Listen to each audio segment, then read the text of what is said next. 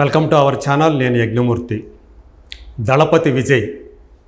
So ఈరోజు ఆయన తన పార్టీ చిహ్నాన్ని, తన పార్టీ జెండాని ఆవిష్కరించారు. తమిళగ వెట్రి కళగం అనే తన పార్టీని వచ్చే అసెంబ్లీ ఎన్నికల, తమిళనాడు అసెంబ్లీ ఎన్నికల్లో నిలబెడతాను, దాదాపు అన్ని స్థానాల్లో తను పోటీ చేస్తానని చెప్పేసి ఆయన ప్రకటించారు. సో ఈరోజు ఆయన ఏదైతే ఆవిష్కరించారో ఆ జెండా, దాని గురించినటువంటి ఆ జెండాలో ఉన్నటువంటి ఆ చిహ్నానికి అర్థమేమిటి, అసలు ఆ జెండా వెనుక ఉన్నటువంటి కథ ఏమిటి, ఆ వివరాలు తెలుసుకోవడానికి మనతో పాటు ఉన్నారు సీనియర్ విశ్లేషకులు, రాజకీయ విశ్లేషకులు జగదేవ్ గారు. సో మనం చూస్తున్నాము కొంతకాలంగా దళపతి విజయ్, సో ఆయన ఎప్పుడు రాజకీయ అరంగేట్రం చేస్తారా అని చెప్పేసి చాలామంది ఎదురు చూస్తూ ఉన్నారు. ఆయన అభిమానులు అయితే ఆయన రాజకీయాల్లోకి రావాలి, ఎందుకంటే తమిళనాడులో ఇప్పుడు ఒక వ్యాక్యూమ్ అనేది ఉంది. సో ఆయన వచ్చి ఆ వ్యాక్యూమ్ను పూరించాలని మేమంతా ఎదురు చూస్తున్నామని చెప్పేసి వాళ్ళంతా కోరుకుంటున్న నేపథ్యంలో ఇప్పుడు ఆయన సో కొంతకాలం పాటు నేను రాను అని చెప్తూ వచ్చినటువంటి ఆయన ఇప్పుడు తమిళగ వెట్రి కళగం అని చెప్పేసి ఆ పార్టీని ప్రకటించి ఈరోజు ఆ పార్టీ జెండాని ఆయన ఆవిష్కరించారు. ఇక్కడ చూస్తేనేమో 2 ఏనుగులు కనిపిస్తున్నాయి, మధ్యలో ఒక చక్రము, అందులో ఏదో ఒక పుష్పం కనిపిస్తుంది, అలాగే 2 కలర్స్ రెడ్ అండ్ ఎల్లో కనిపిస్తున్నాయి. సో మీకు ఈ జెండాకి సంబంధించి మీ దగ్గర ఉన్నటువంటి సమాచారం ఏంటి? మీరు అన్నట్టు దళపతి విజయ్కి తమిళనాడులో ఆల్మోస్ట్ ఆల్ మన సూపర్ స్టార్ రజనీకాంత్ గారి తర్వాత ఆ స్థాయి ఇమేజ్ ఉన్న నటులు ఆయన ప్రూవ్ చేసుకున్నారు కూడా. ఈ రీసెంట్గా వచ్చిన సినిమాలు, లియో లాంటి బ్లాక్ బాస్టర్లు కూడా చూస్తే, సో ఆయన వస్తారా రారా అనేది కూడా చాలా సందర్భాల్లో చర్చకు వచ్చింది. ఈవెన్ తమిళ సంఘాలు ఏదైనా ఎక్కడైనా వరదలు కానీ ఇన్సిడెంట్ జరిగినప్పుడు తమిళ సినిమా రంగం అంతా కూడా ఒక దగ్గరే కూర్చొని చర్చించుకున్నప్పుడు కూడా ఈయన ముభావంగా దాన్ని పార్టిసిపేట్ చేసేవారు, కానీ ఇప్పుడు స్పందించేవాడు కాదు. బట్ వాళ్ళదో నడిగర్ సంఘం ఏదో అంటారంట కదా, ఆ సంఘం నడిగర్ సంఘం అట్లా ఏ డిసిషన్ తీసుకున్నా ఈయన దానికి సపోర్ట్గా ఉండేవారు, హెల్ప్ చేసేవాడు తప్ప ఎప్పుడు ప్రతిస్పందించేవారు కాదు. నలుగురు వెళ్ళాలంటే ఓకే అన్నట్టు ఉండేవారు. సో అటువంటి వ్యక్తి లాస్ట్ 2 years నుంచి రాజకీయాల్లోకి వస్తారు అనే చర్చ అయితే మొదలైంది. మీరు అన్నట్టు తమిళనాడులో ఒక వ్యాక్యూమ్, ఒక అమ్మ మరణానంతరం ఒక ఖాళీలాగా ఏర్పడింది. అంటే అక్కడ చూసుకుంటే దిగ్గజాలనదగ్గ కరుణానిధి, జయలలిత దాదాపు చాలా తక్కువ సమయంలోనే ఆ వ్యవధిలోనే వాళ్ళిద్దరూ కూడా కాలం చేయటం, దాంతో తమిళనాడు రాజకీయాల్లో ఒక స్తబ్దత లాంటిది ఏర్పడిందని చెప్పేసి చాలామంది భావిస్తూ వస్తున్నారు. ఎందుకంటే ఒకప్పుడు అన్నా డిఎంకే అనేది ఎంత బలంగా ఉందో మనకు తెలుసు. ఈరోజు అన్నా డిఎంకే చాలా బలహీన పడిపోయినటువంటి పరిస్థితి చూస్తున్నాం. ఇంకోవైపు స్టాలిన్ ఆధ్వర్యంలోని, అంటే కరుణానిధి తర్వాత ఆ పార్టీకి తగిన వారసులు వచ్చారు అనేది అయితే అనిపించుకున్నాడు. బట్ ఏదైనా సరే ఒక బలమైనటువంటి ప్రతిపక్షం ఉంటేనే కనుక సో ఆ రాష్ట్రం అభివృద్ధి చెందడానికి సో ఖచ్చితంగా ఒక విమర్శించే ఒక ప్రతిపక్షం ఎప్పుడు ఉండాలి, ఎదుర్కొనేది. సో అది ఆ లోటు లేదు ఇప్పుడు అనేది కనిపిస్తుంది. అవునండి, మీరు అన్నట్టు అది స్తబ్దత కాదు, పెద్ద వ్యాక్యూమే ఏర్పడింది. మీరు అన్నట్టు దిగ్గజాలు 2 అతి దగ్గర సమయంలోనే ఇద్దరు కాలం చేయడం, ఖచ్చితంగా వాళ్ళిద్దరైతే నాకు తెలిసి ఇతను ఒక 4 సార్లు, ఆవిడ ఒక 4 సార్లు సీఎంలుగా, ఈవిడ తర్వాత కరుణానిధి ఒకసారి, జయలలిత గారు ఒకసారి, మళ్ళీ కరుణానిధి ఒకసారి, జయలలిత ఒకసారి. మీరు అన్నట్టు బలమైన ప్రతిపక్షం, మన సినిమాల్లో చూపించినట్టుగా బలమైన ప్రతినాయకుడు ఉంటే, విలన్ ఉంటేనే హీరో ఎలివేట్ అవుతాడు బాగా. అట్లా అన్నట్టు ప్రభుత్వం ఎంత బాగా పనిచేసినా ఏదో ఒకటి పాయింట్అవుట్ చేయడం వల్ల ప్రభుత్వం మరి కాస్త ఒళ్ళు దగ్గర పెట్టుకుని పనిచేస్తుంది అనేది ప్రతిపక్షం యొక్క ప్రధాన నిర్ణయం అలాగే ఉంటుంది. అయితే ఇక్కడ మీరు అన్నట్టు ఆ వ్యాక్యూమ్ ఏర్పడింది కాబట్టి అమ్మగా పిలువబడే జయలలిత గారు కాలం చేశాక ఆల్మోస్ట్ తలా విజయ్ గారు ఆ ప్లేస్, తలా అజిత్ గారు ఆ ప్లేస్ ఆక్యుపై చేస్తారేమన్నట్టు కొన్ని వార్తలు వచ్చాయి. బట్ ఎందుకో ఆయన చాలా దానికి విముఖత చూపించారు. దానికి చూపించి ఆయన అభిమాన సంఘాలు క్యాన్సిల్ చేసుకోవడమే కాకుండా నాకు తలా లాంటి బిరుదులు వద్దు, ఇప్పుడు కేవలం నేను ఐఎమ్ ఓన్లీ అజిత్ కుమార్, నాయకుడిని కాదు, నన్ను ఏకే అని పిలవండి చాలు, తలా లేదు గెలా లేదు, నన్ను ఏమీ కాదు, బట్ అమ్మకి నేను విధేయండి, అమ్మ అంటే నాకు ఇష్టం అంతవరకే, బట్ అలాంటివి ఏం లేవని చెప్పి ఆయన చెక్ పెట్టేశాడు. ఆ తర్వాత రజనీకాంత్ గారు ఎందుకో అభిమాన సంఘాలతో కూడా మీటింగ్ పెట్టారు 2 సార్లు, త్వరలోనే పార్టీ ప్రకటించబోతున్నారన్నారు. తర్వాత ఆయన ఒక అస్వస్థతకు గురయ్యారు, మళ్ళీ మీటింగ్ పెట్టి మరి ఏమైందో తెలియదు, ఇంకా ఆయన పార్టీ పెట్టట్లేదు అన్నట్టుగా ఒక నిర్ణయానికి వచ్చేసారు. అంటే తన ఆరోగ్య పరిస్థితుల రీత్యా ఆయన నిర్ణయం తీసుకున్నారని చెప్పేసి చెప్తారు. ఎందుకంటే ఆయన 70+, ఆ వయసులో ఆయన విరివిగా, అంటే ఇప్పుడు రాజకీయ పార్టీ పెడితే చాలా విరివిగా తిరగాల్సి ఉంటుంది, సో దాని అధినేతగా. సో ఆ పరిస్థితి తనకు లేదు, అలా తిరిగే అవకాశం తనకు లేదనే ఉద్దేశంతోనే ఆయన మళ్ళీ వెనక్కి తగ్గారని.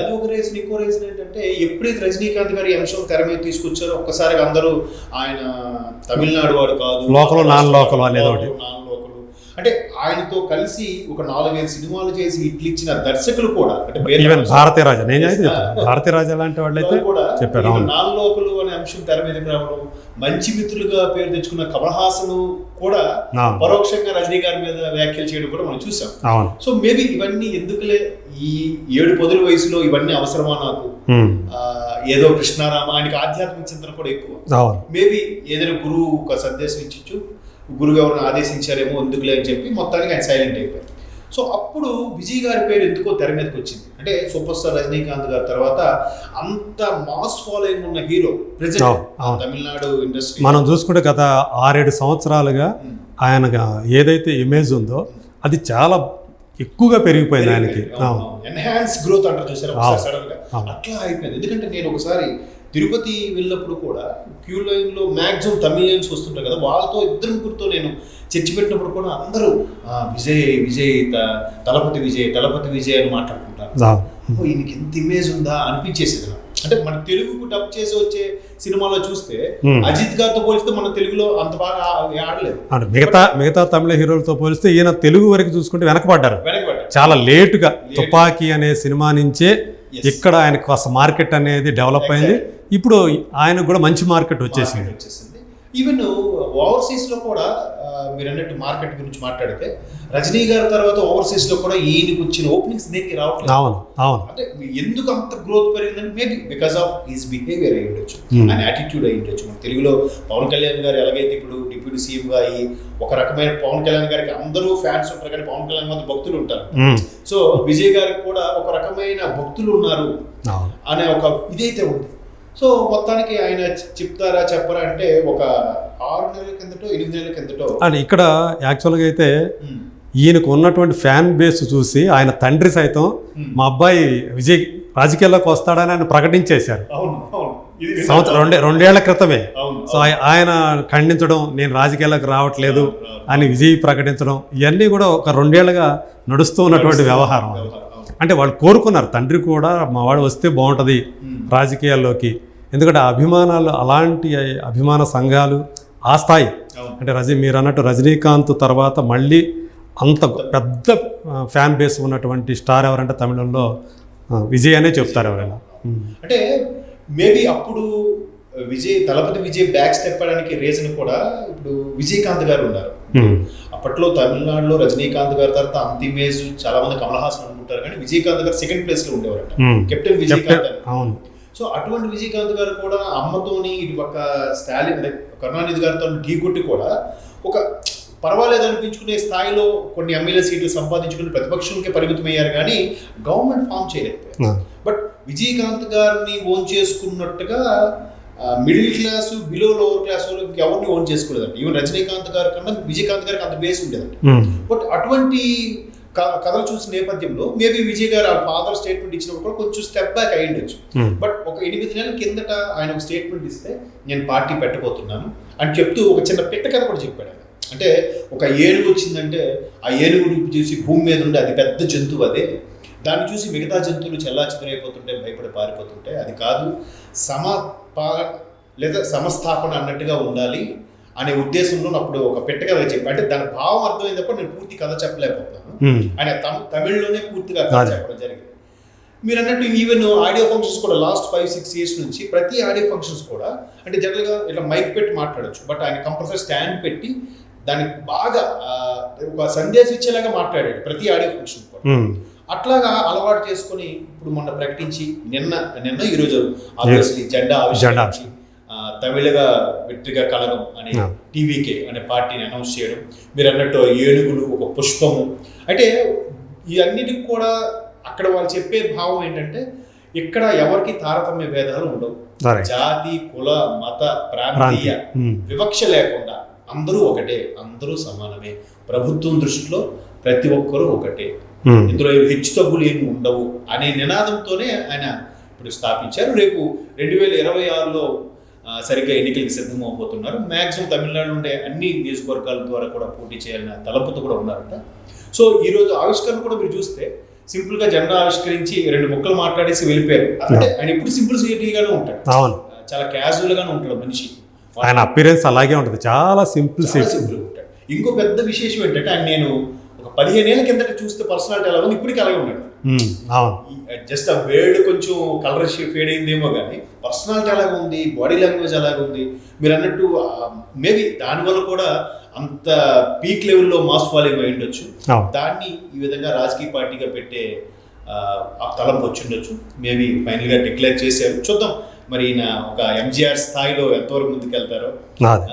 చూసావు, మనం ఆల్ ది బెస్ట్ చెప్పడం తప్ప ఏం చేయాలి, ఎందుకంటే మన పక్క రాష్ట్ర రాజకీయాల గురించి మనం చర్చించుకుంటూ చూస్తూ ఉండాలి. ఎందుకంటే మనలో కూడా చాలా మందికి అభిమాన హీరో. అవును, చాలా మంది ఇష్టపడతారు. డ్యాన్స్ విషయంలో కూడా జూనియర్ ఎన్టీఆర్ లాంటి వాళ్ళు కూడా మీకు ఇష్టమైన డ్యాన్స్ ఎవరంటే తలపతి విజయ్ అని చెప్పిన సందర్భాలు ఉన్నాయి. ఓకే, సో అటువంటి తెలుగులో చాలా సినిమాలు ఆయన రీమేక్ చేశారు. అవునండి, ఒక్కడు సినిమా అని అక్కడ గిల్లి అని చెప్పి చేస్తే అది ఈ మధ్య రిలీజ్లో కూడా చూసుకుంటే తమిళ తెలుగులో ఇప్పటికీ అది టాప్ ప్లేస్లోనే ఉంది. అది దాని తర్వాత ఇప్పుడు మహేష్ బాబు సినిమా ఏదైతే మురారి ఉందో పోకిరి కూడా రీమేక్ చేశారు. నేనంటే రిలీజ్లో యాక్చువల్గా గిల్లి అక్కడ ఎంత పెద్ద హిట్ అయిందో అక్కడ గిల్లి కూడా అంత పెద్ద హిట్ సేమ్ అదే. కానీ రిలీజ్లో కూడా ఇప్పటికీ రికార్డు దాందే ఉంది, గిల్లిదే రికార్డు. సో రిలీజ్లో సో అలా మీరు అన్నట్టు గిల్లీది అప్పుడిపోడు సాంగ్ కూడా హైయెస్ట్ మిలియన్ వ్యూవర్షిప్ ఏదో ఉందంట. మాస్ బీట్ అంతవరకు అంత మాస్ బీట్ ఇంకేమి రాలేదంట తమిళ ఇండస్ట్రీలో. So all the best Vijay గారు, చూద్దాం ఎంతవరకు సమయ పాలన అనేది ఆయన తీసుకొస్తాడో. సో అది కూడా ఆయన ఏంటంటే ఇంకో 2 ఏళ్ళలో ఆయన ఎన్నికల బరిలో దిగబోతున్నారు. ఈ లోపల 2 సినిమాలు ఇప్పుడు గోట్ అది రిలీజ్ కాబోతుంది. దాని తర్వాత ఇంకొక సినిమా హెచ్వి తోటి చేయబోతున్నాడు. 69వ సినిమాతోటి ప్రస్తుతానికి ఆయన కామా పెడతాడో మరి చూడాలి, మరి ఫుల్ స్టాప్ పెడతాడో పెట్టేసి కంప్లీట్గా ఇక రాజకీయాలకి టైం కేటాయిస్తా అని చెప్తున్నారు. అదే రైట్, థ్యాంక్ యూ అండి, థ్యాంక్ యూ సో మచ్.